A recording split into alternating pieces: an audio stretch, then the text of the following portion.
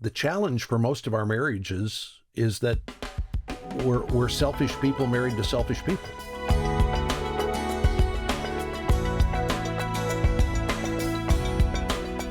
You have spent so many years talking with people about marriage. You've spent many years as a pastor, so I know that you've done a lot of counseling.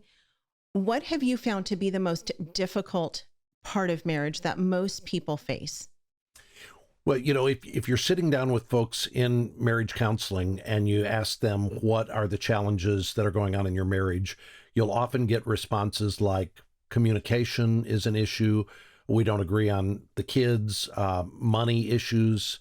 There can be in-law issues. All of those will come up. I think of those, Yvette, as presenting issues or symptoms of the deeper issue that is most often what's at play in a marriage. You touched on it when you were talking about your story with Garrett.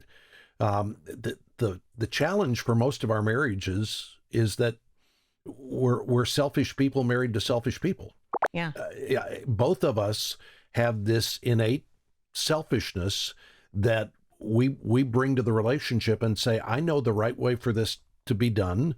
I know the way that would be right and pleasing to me. And if you would just conform to my wishes, we'd all be happy.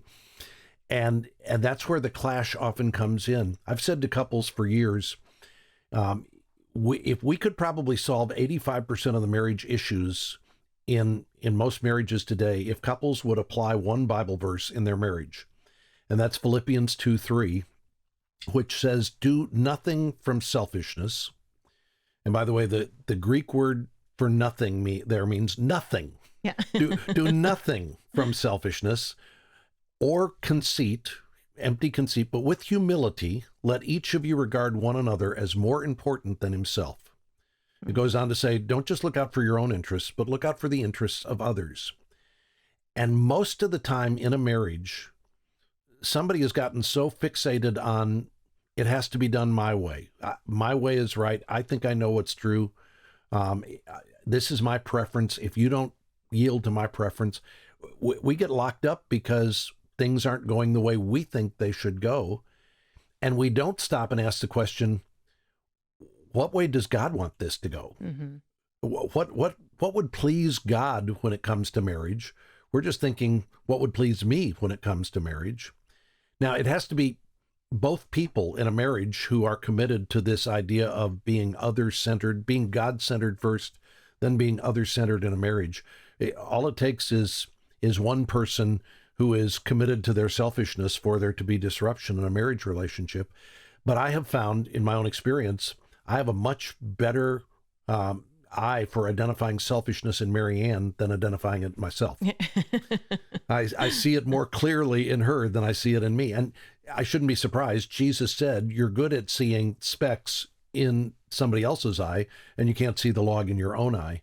And so I think for most of us, we have to pull back and ask the question, where am I most dug in?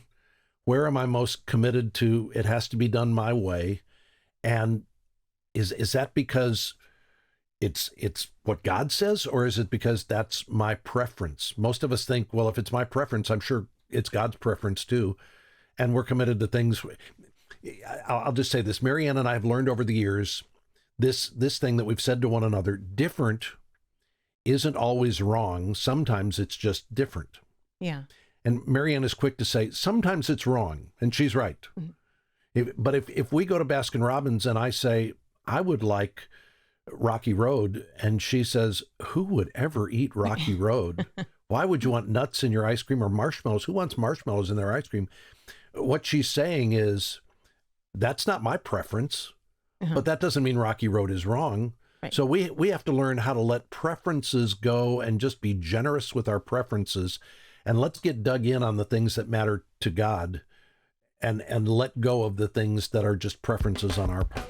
Homeschool Insights is sponsored by CTC Math. If you're looking for a great online math program, visit ctcmath.com and try it for free. For more great homeschool inspiration and resources, listen to the Schoolhouse Rocked podcast every Monday, Wednesday, and Thursday.